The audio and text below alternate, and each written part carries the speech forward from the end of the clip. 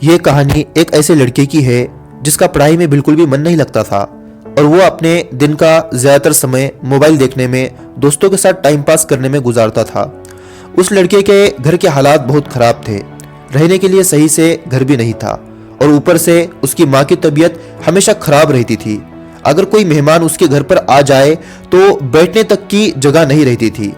एक बार उसका दोस्त उसे बाहर जाने के लिए घर पर बुलाने आया। इसके पहले वो दोस्त उसके घर पर कभी नहीं आया था। जब उसने देखा कि उसके घर की हालत ऐसी है, उसने उस लड़के से कहा, यार ये तेरा घर है? उसने कहा, हाँ ये मेरा घर है।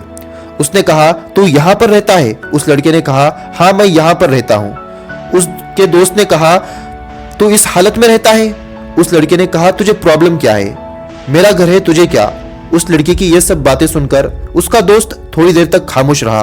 फिर उसने उसके दोस्त से कहा, वाह मेरे दोस्त वाह, घर की हालत ऐसी है, खाने के लिए रोटी नहीं है, रहने के लिए सही से घर नहीं है, उधर तेरी माँ बीमार है, तेरे पिताजी मेहनत मजदूरी करके मुश्किल से तुम्हारा गुजारा करते हैं, और तू क्या करता है? अपना समय मोबाइल देखने में बर्बाद करता है, दोस्तों के साथ टाइम पास करने में बर्बाद करता है। उसके दोस्त ने कहा, किसको धोखा दे रहा है? अपने आप को, अपने माँ बाप को किसको धोखा दे रहा है? तुझे तेरे करियर की कोई फिक्र नहीं है? उसने अपने दोस्त का हाथ पकड़ा और कहा, चल मेरे साथ। उस लड़के ने कहा, कहां पर ले जा रहा है? उसने कहा, नहीं चल तू मेरे साथ। वो अपने दोस्त को वहां पर ले गया जहां उसके पिताजी एक फैक्ट्री में मजदूरी करते थे। वो अपने दोस्त को उस फैक्ट्री के पास ले गया। जब उसने देखा उसके पिताजी फैक्ट्री में मेहनत कर रहे हैं, जिसकी वजह से उनके पूरे शरीर से पसीना बह रहा है, उनके शरीर में दर्द हो रहा है।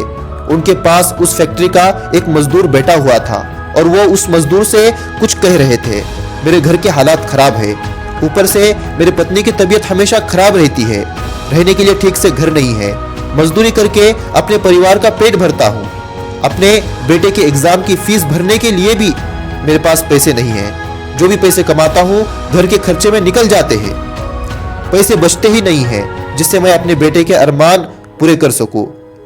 तुम देखना एक दिन मेरा बेटा इससे भी बड़ी फैक्ट्री का, कंपनी का मालिक बनेगा, वो मेरा नाम पूरे दुनिया में रोशन करेगा। वो लड़का और उसका दोस्त छुपकर ये सब बातें सुन रहे थे।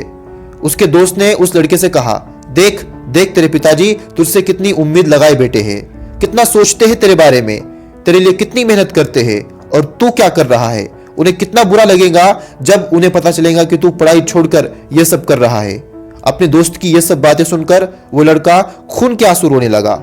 उसके दोस्त ने उस लड़के से कहा, जिस मोबाइल में तू अपना समय बर्बाद करता है, क्या वो बेजान मोबाइल तेरे पिताजी के उम्मीदों से बढ़कर है?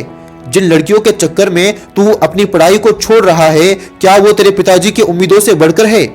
क्यों कर रहा है तू ऐसा? जब उसने ये सब सुना, उसके अंदर से आवाज आई,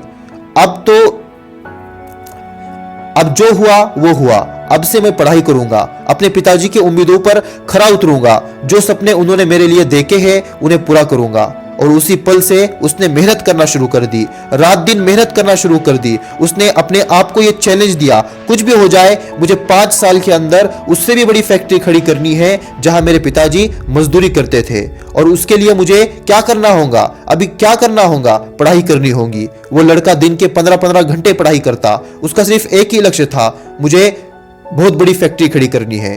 और वही लड़का जो पहले मोबाइल में अपने समय को बर्बाद करता था, जो लड़कियों के चक्कर में पड़ा रहता था, उस लड़के ने 1 महीने में पढ़ाई करके 12th बोर्ड एग्जाम में 95% मार्क्स लेकर आए, और इसके साथ साथ वो अपने स्टेट का टॉपर भी बना।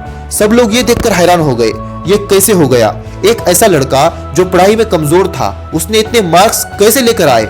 जब उसका इंटरव्यू लिया गया तो उसने बताया, मेरा कोई सपना नहीं था, मैं जिंदगी में कुछ बनना नहीं चाहता था, लेकिन मेरे पिताजी का सपना था कि मैं एक बहुत बड़े फैक्ट्री का मालिक बनूं, और जब मुझे ये पता चला तब से मैंने रात दिन मेहनत करना शुरू कर दी। मेरा सिर्फ एक ही लक्ष्य था कि मुझे बहुत बड़ी फैक्ट्री खड़ी करनी है। दोस्तों, ये कहानी बहुत से स्टूडेंट की जिंदगी से जुड़ी हुई है। ज्यादातर स्टूडेंट के ऐसे ही हालात होते हैं। कई सारे ऐसे स्टूडेंट हैं जिनको रहने के लिए सही से घर नहीं है, सही से खाना नहीं मिलता। उस लड़के के अंदर से आवाज आ गई, लेकिन क्या आपके अंदर से आवाज आई?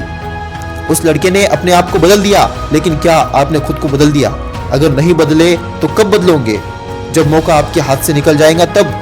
अभी भी वक्त है, अपने आप को बदल डालो। वरना वक्त आपको बदल देगा।